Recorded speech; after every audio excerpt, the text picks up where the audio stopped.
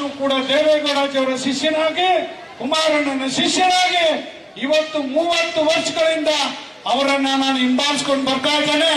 ಅವರ ರಕ್ತದ ಕಣ ಕಣ, ಉಸಿರಿನ ಕಣ ಕಣನು ಕೂಡ ದೇವೇಗೌಡಜಿಯವರು ರೈತ ರೈತ ರೈತ ರೈತ ರೈತ ರೈತ ರೈತ ರೈತ ಅಂತ ಇರ್ತದೆ.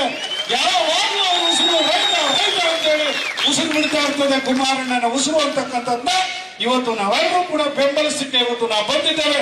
ನಿಮ್ಮ ಹೋರಾಟ ಮುಂದುವರಿಲಿ, ನಾವು ಕಾರ್ಯ ಯಶಸ್ವಿಯಾಗುವವರೆಗೂ. ರೈತರು ಎಲ್ಲೂ ಸೋತಿಲ್ಲ, ಸೋತಿರ್ತಕ್ಕಂಥ ಇತಿಹಾಸ ಇಲ್ಲ. ದೇಶದಲ್ಲಿ ಎಲ್ಲಿ ಬೇಕಾದ್ರೂ ನೀವು ಯೋಚನೆ ಮಾಡಿ, ಎಲ್ಲಿ ಬೇಕಾದ್ರೂ ನೀವು ನೋಡಿ, ಇತಿಹಾಸ ತಗೊಳ್ಳಿ.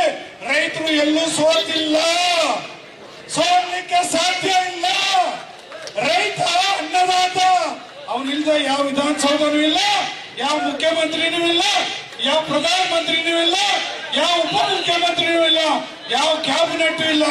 ಮರ್ಯಾದೆ ಗೌರವದಿಂದ ಸಿದ್ದರಾಮಣ್ಣ ಈ ಕ್ಷಣದಿಂದಲೇ ಈ ಆದೇಶವನ್ನ ವಾಪಸ್ ತಗೊಂಡು ನಮ್ಮ ಬಿಡದಿ ರೈತರನ್ನ ರಕ್ಷಣೆ ಮಾಡಿ ಅಂತ ಹೇಳ್ತಾ, ನಿಮ್ಮೆಲ್ಲರ ಹೋರಾಟಕ್ಕೆ ಸದಾ ನನ್ನ ಬೆಂಬಲ ಇದೆ ಅಂತ ಹೇಳಿ, ನಿಮ್ಮ ಹೋರಾಟ ಜಯವಾಗಲಿ.